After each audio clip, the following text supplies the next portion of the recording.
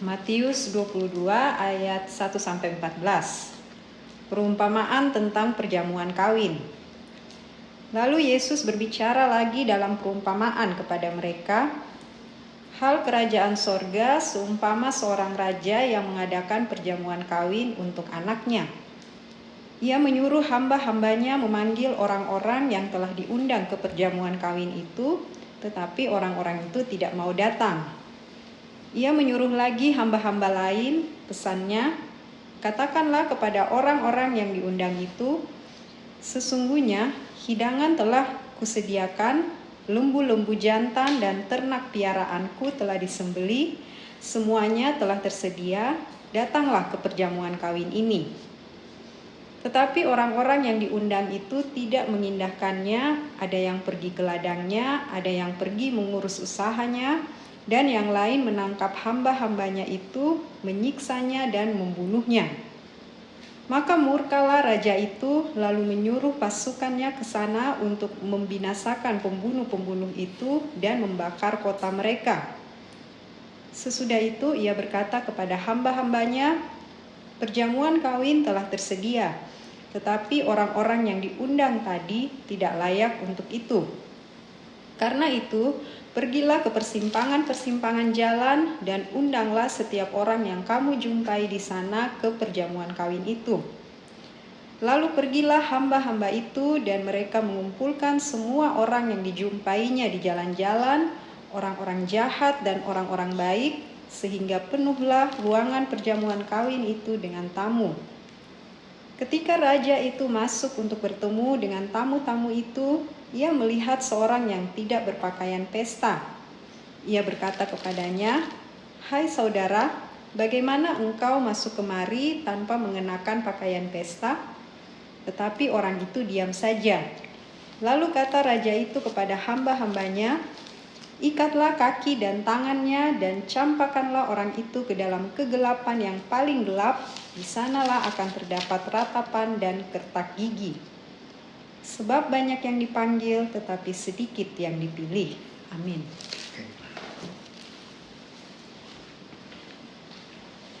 Bapak Ibu, saudara-saudari, adik-adik yang dikasihi Tuhan, pembacaan firman Tuhan hari ini mengenai pengajaran Tuhan Yesus perihal kerajaan sorga ya. Kerajaan sorga Tuhan umpamakan seorang raja ya, melakukan satu perjamuan pernikahan anaknya. Sehingga raja ini mengundang orang-orang, tentu rakyatnya ya, untuk hadir dalam pernikahan itu.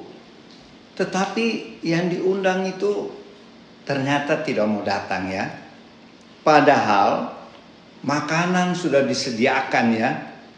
Pada waktu itu lembu-lembu jantan dan ternak piaraan yang enak-enak sudah disembelih ya, dijadikan makanan untuk pesta pernikahan. Tetapi tidak ada orang yang mau datang ya.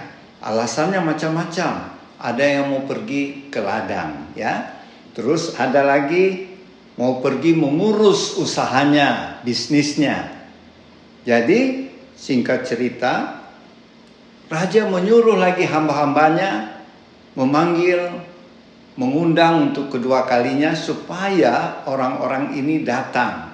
Tetapi malah hamba-hamba Tuhan yang bawa undangan pernikahan itu mereka bunuh ya. Waduh, keterlaluan ya. Sehingga raja itu marah sekali. Sehingga kota itu dibakar ya. Di mana hamba-hambanya dibunuh. Raja itu memerintahkan tentara-tentaranya untuk membakar kota itu.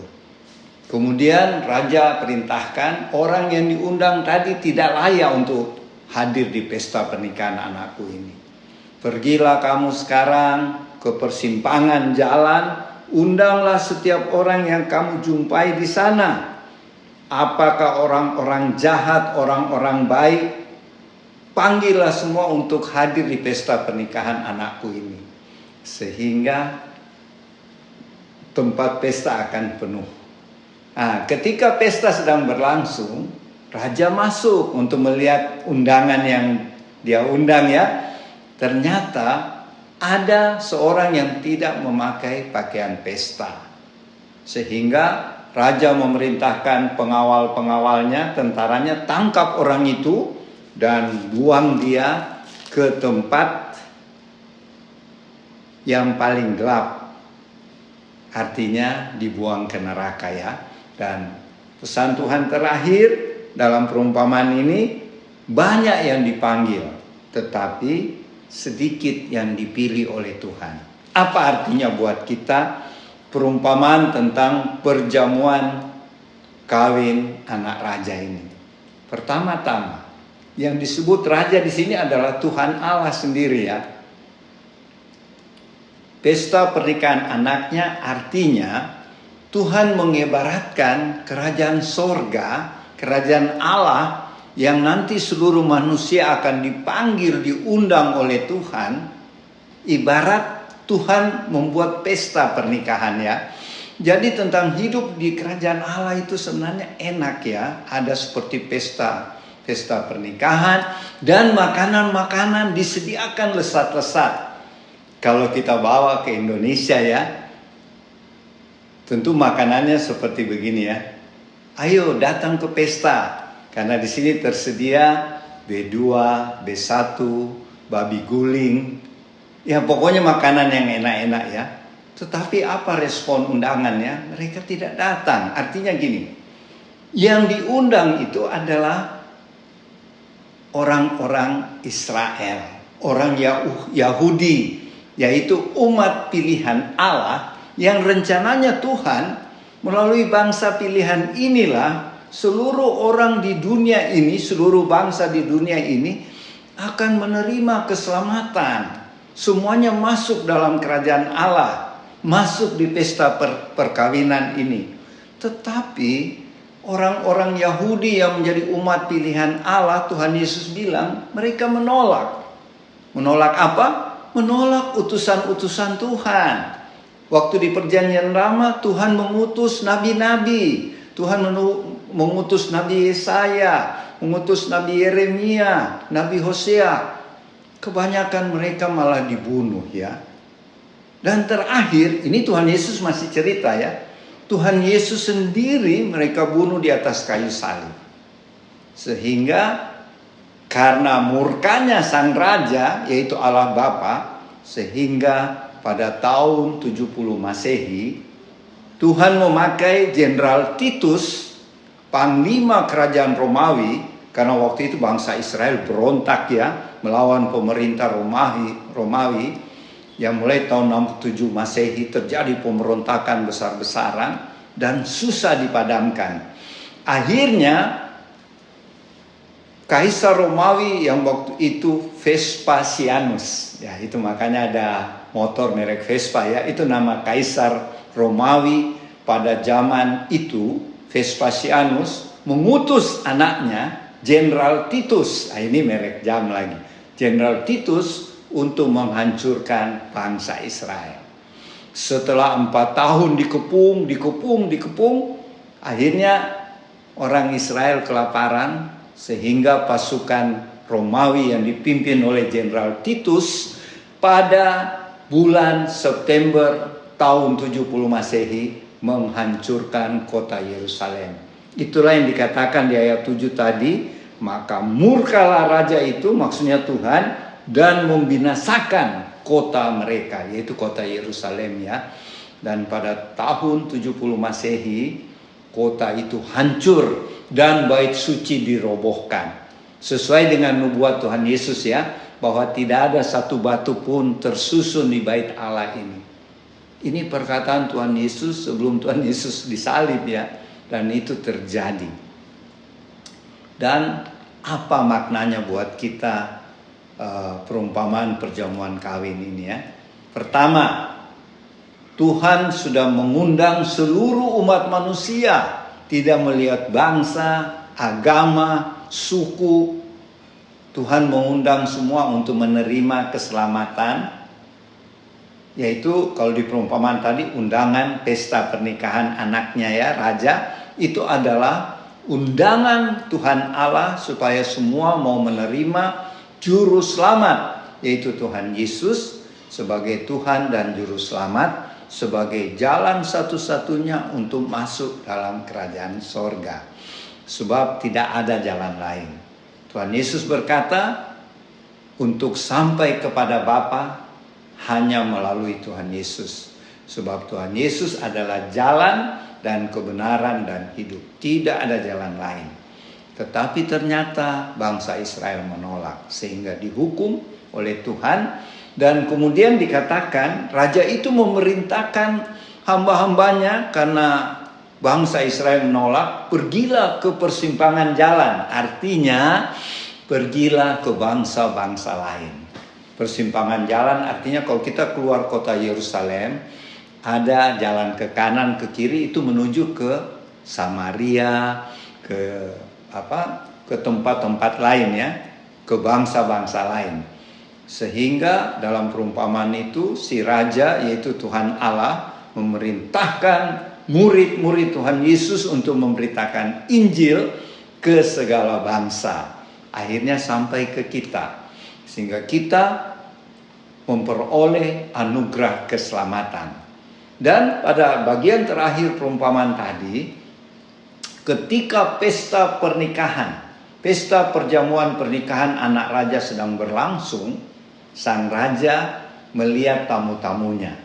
Dan ketika dia lihat ada satu orang tidak memakai pakaian pesta, orang itu disuruh tangkap oleh tentara atau prajurit raja dan buang ke tempat gelap. Artinya gini, ketika banyak orang sudah percaya Tuhan Yesus dan didapati oleh Tuhan hidupnya tidak benar.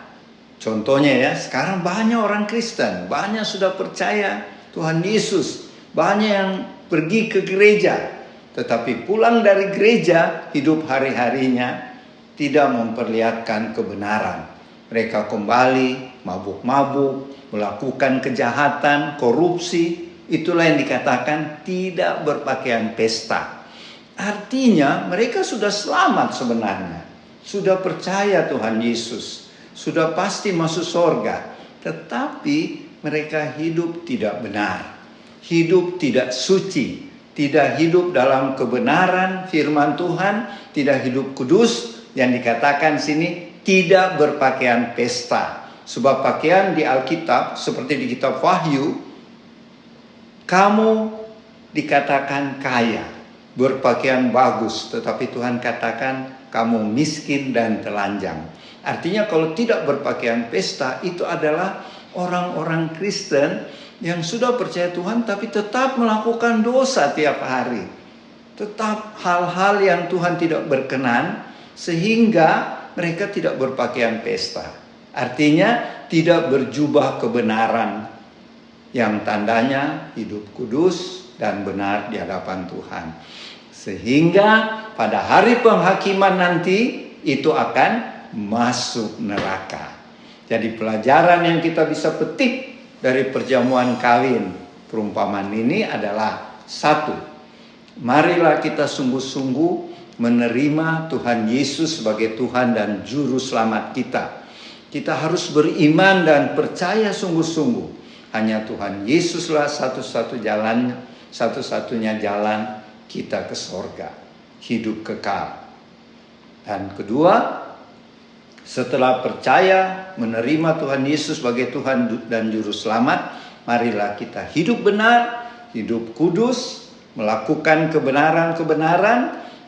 Kita bersaksi dan melayani Tuhan dari hari ke hari sampai Tuhan Yesus datang kembali dengan dipimpin oleh Roh Kudus dan tuntunan firman Allah. Sehingga ketika Tuhan Yesus datang kedua kali, kita akan masuk dalam kerajaan sorga. Demikianlah firman Tuhan yang bisa saya bagikan. Semoga menjadi berkat bagi kita semua. Dan Oma Palar akan menambah beberapa poin lagi. Tuhan Yesus memberkati. Selamat siang Bapak Ibu, saudara-saudari, teman-teman Barlot. Kita berjumpa lagi pada siang ini. Apa yang Opa tadi sudah bawakan, saya menambah dan saya melengkapi sedikit apa yang dari Matius 22, perumpamaan tentang perjamuan kawin. Melihat perumpamaan ini, waktu itu Tuhan Yesus berbicara dengan pengikut dan para muridnya. Mereka pertama-tama mendengarkan ini baru pertama kali. Saya tidak mengupasnya itu, tentu Bapak Ibu sudah tahu baru pertama kali. Kalau kita terangkan itu agak panjang, tapi saya ambil apa perumpamaan itu dengan kita zaman sekarang, generasi akhir zaman. Melihat perumpamaan ini yang saya renungkan tidak bisa dimengerti lebih dalam kalau kita tidak mengenal Tuhan Yesus. Kita mengenal Tuhan Yesus yang pertama, apa kehidupan Tuhan terhadap kehidupan kita. Itu yang pertama kita harus tahu. Tanpa mengetahui ini, mendalami ini, kita tidak bisa mengerti akan perumpamaan ini. Karena perumpamaan yang Tuhan Yesus katakan perjamuan kawin, saya tidak ambil dari dasar. Waktu perjamuan kawin, pasti Bapak Ibu tahu, kita akhirnya ada di situ. Kita akan mengalaminya, menjalani bersama Tuhan. Yaitu bagaimana Tuhan akan menjemput kita untuk masuk perkawinan. Kata yang tenar yang kita selalu dengar adalah pesta perkawinan anak domba.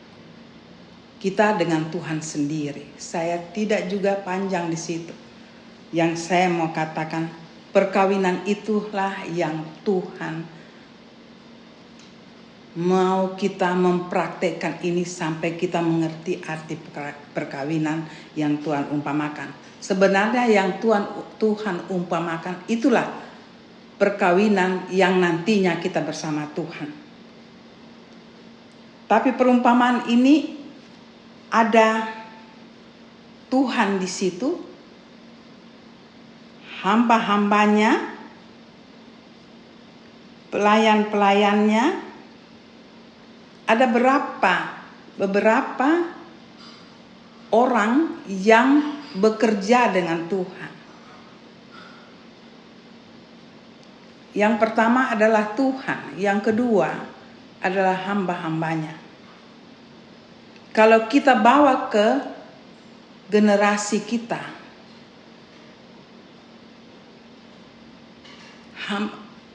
seorang raja yang mau mengawinkan anaknya adalah Tuhan Yesus sendiri. Adalah bapaknya. Kita renungkan apa yang dikatakan perumpamaan ini. Hamba-hambanya saya renungkan, itulah kita. Kita adalah hamba dari Tuhan yang Tuhan tugaskan. Saya simpelkan ada berapa poin di situ. Ya. Tuhan suruh mengundang. Jadi ada undangan yang hamba-hambanya sudah tahu. Yang menjadi kekuatan bagi kita hamba-hambanya. Tapi sebelumnya saya mau katakan, hamba-hamba Tuhan tidak ada yang terkecuali adalah anak-anaknya. Kita harus mengerti di situ. Tuhan tidak membagikan hamba dengan tidak hamba untuk generasi kita. Karena Tuhan katakan, jadikanlah seluruh bangsa muridku. Itulah tugas hamba. Ya. Saya bawa di dalam pengertian yang sekarang. Hamba-hamba itu adalah kita, anak-anaknya. Mengundang, kita menjalani. Ya. Kita mencari, mengundang Tuhan yang menentukan undangan itu melalui hamba-hambanya. Ya. Jadi hamba dan Tuhan itu ada benang merah. Karena Tuhan sebagai raja menyuruh hamba-hambanya yang mengundang, raja sudah mengundang dan menyuruh hamba-hambanya. Di sini ada benang merah hamba dan raja. Tidak terpisahkan pengertian ini. Karena mereka disuruh panggil dan mereka tahu saya tidak panjang di situ. Kalau kita menguraikan panjang bisa, tapi saya ambil poinnya dulu. Apa inti perumpamaan ini? Mereka jalan mengambil yang mengundang. Di situ ada penolakan. Kembali kepada raja. Dengan segala persiapan, ya, yang diundang tidak mau datang. Sekarang karena raja sudah menyiapkan segala hal menyambut perkawinan anaknya. Semua sudah diatur, ya. Semua sudah ada jamuan makan. Ya, hamba-hambanya disuruh lagi ulang, tetapi apa yang terjadi? Tidak ada yang datang. Pertanyaan kita, di mana letak untuk 2 poin ini? Di mana letak masalahnya tidak mau datang? Kita harus tahu di situ dulu. Kita renungkan kenapa. Saya hanya mengatakan saja karena ini dibawa pada generasi kita.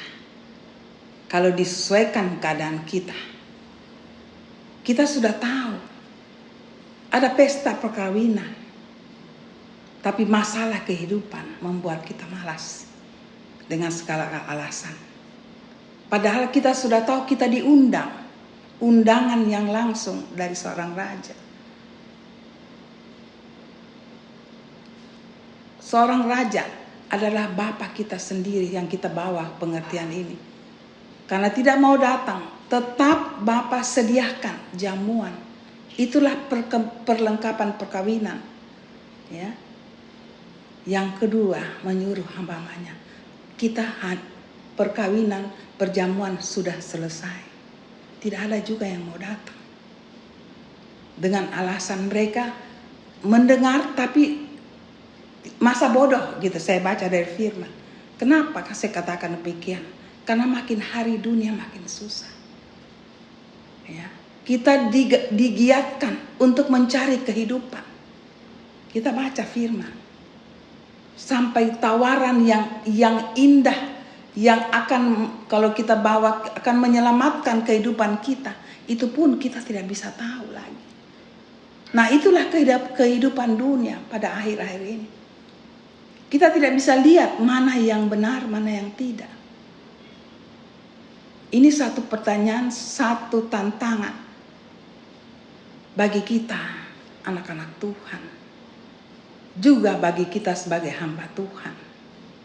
Perumpamaan ini membuat kita harus berpikir.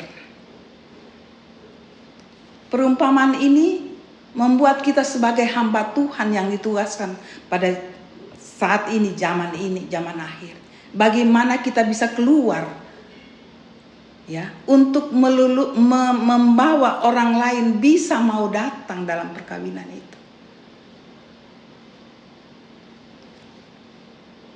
Perumpamaan ini kita baca, tapi bagaimana kita menyikapinya di dalam keadaan ini, zaman ini.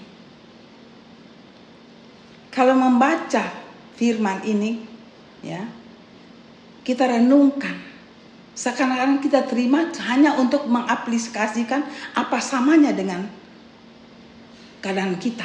Tetapi saya tertantang. Ya, dengan saya sendiri merenungkan, kita sebagai hambanya sudah melihat kenyataan yang dikatakan dalam perumpamaan ini. Berarti di zaman yang Tuhan katakan perumpamaan ini, ya akan terjadi banyak orang yang tidak mau datang. Bagaimana kita menyikapinya ini sebagai hamba-hamba Tuhan. Saya tidak panjang karena saya mau katakan hamba Tuhan dengan Raja, ya Bapa kita, Bapa dan kita adalah hamba, itu ada benang merah. Tuhan adalah kita, kita adalah Tuhan. Kuasa itu ada. Saya tidak panjang, tapi saya mau mengingatkan aja. Banyak orang yang diundang tidak mau datang. Bahkan ya, perjamuan sudah ada. Tidak disikapi. Tidak ada antusias mau datang karena perkawinan. Karena apa? Yang saya katakan tadi. Dunia susah. Ini hanya pemberitaan. Ya. Tetapi kita tertantang sebagai hamba Tuhan. Kita harus mengatakan iman kita di dalam kita menjalankan tugas yang Tuhan berikan. Bahwa orang mengerti untuk masuk ke perkawinan. Itu tugas pelayanan. Kalau untuk saya renungkan lebih dalam. Tapi saya tidak panjang. Saya mengerti, saya percaya Bapak Ibu mengerti akan hal ini. Karena kalau dibawa itu panjang ya. Kita ambil intinya saja. Ya. Sekarang yang ketiga. Karena makanan sudah ada. Ya. Kita renungkan kalau perkawinan lalu tidak ada. Ya, kadang-kadang keberlebihan kita katakan. Ini bukan berlebihan, tidak mau datang pada perkawinan. Dan kalau kita baca, kita renungkan itu perkawinan Tuhan dengan kita. Ada orang yang demikian. Itu tugas kita hamba Tuhan. Dan Tuhan Bapaknya bilang panggil orang yang ada di mana saja yang kamu ketemukan. Karena ini makanan perjamuan sudah ada. Di situ saya juga renungkan hamba-hamba Tuhan. Waktu mencari orang, apakah Tuhan bilang di pinggir jalan orang apa? Semua panggil. Tetapi yang paling inti di sini tertantang kita sebagai hamba Tuhan. Punya modal yang Tuhan berikan, kuasa, urapan. Waktu kita disuruh Tuhan, disuruh Bapa, panggil orang siapapun yang di pinggir jalan, yang aku tidak undang. Tapi kita punya pengalaman, punya urapan. Punya kekuatan roh yang Roh Kudus sudah tinggal dengan kita. Kita cari orang. Di antara itu ada yang belum mengenal, tapi dia berteriak Tuhan, karena penderitaan. Ada yang sudah mengenal, ya mau, tapi tidak ada jalan keluar. Itulah tugas kita sebagai hamba-hamba Tuhan, hamba-hamba dari Raja kita ya. Saya kalau bawa di perumpamaan ini, disitulah tantangan kita sebagai hamba Tuhan. Dan itu mereka dapat.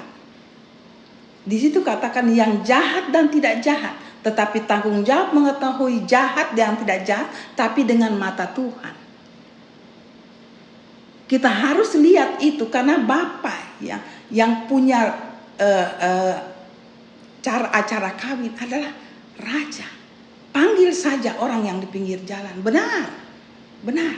Tetapi saya bawa dengan keadaan kita sekarang, kita punya kuasa. Itu tantangan kita.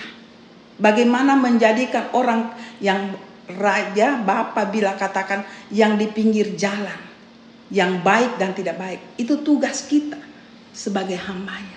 Kita punya modal, kita punya kekuatan. Dan apa? Saya katakan Roh Kudus sudah tinggal. Kita bisa tahu.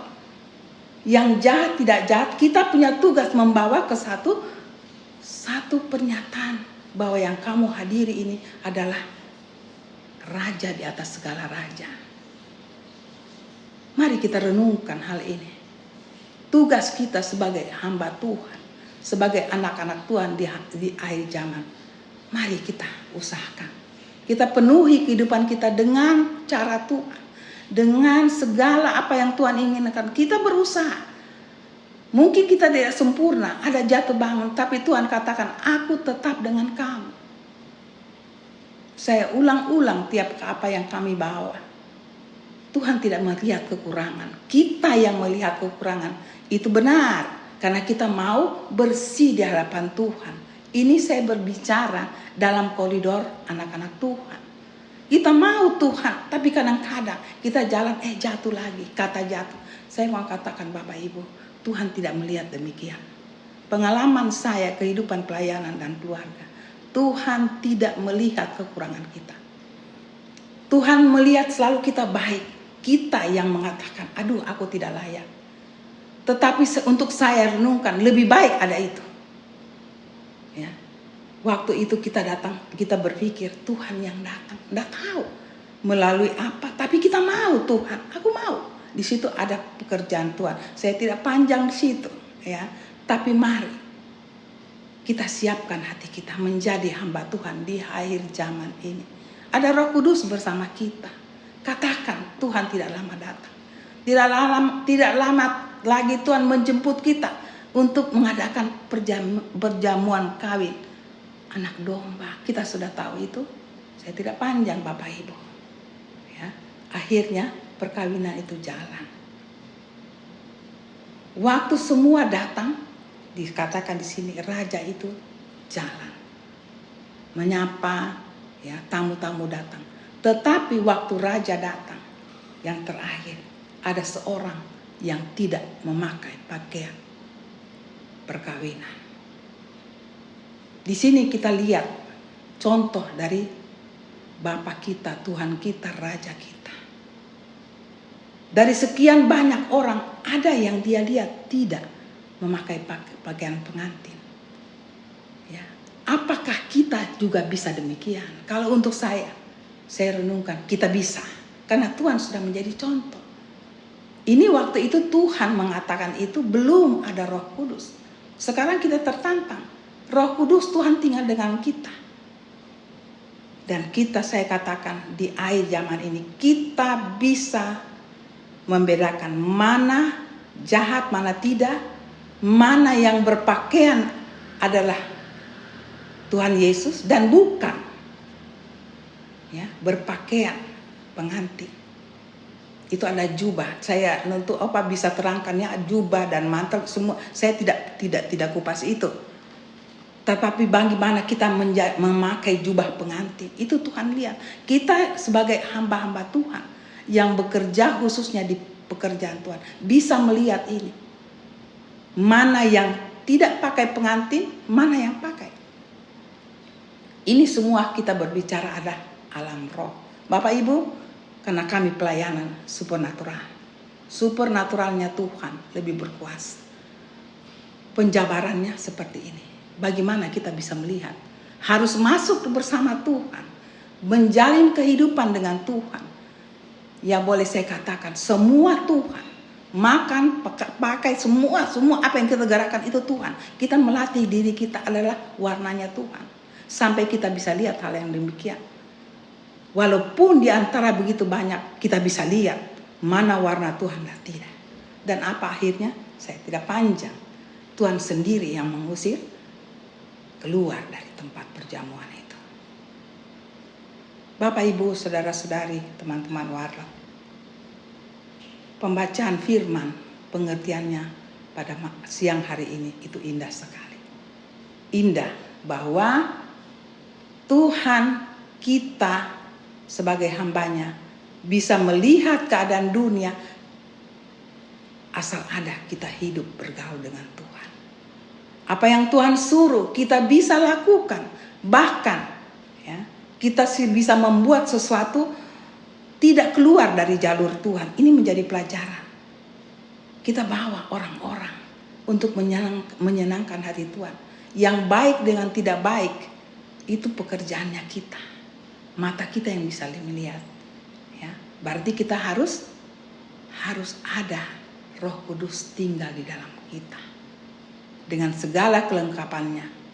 Agar kita bisa melihat dunia ini. Ada perbedaan. Gelap dan terang. Itu makin nyata di air kehidupan kita zaman akhir ini. Bapak Ibu, saya percaya apa yang dibawakan kami pada siang hari ini. Itu Roh Kudus akan memberikan wawasan yang lebih luas lagi pengertian. Dan pengertian yang indah bagi Bapak Ibu di rumah.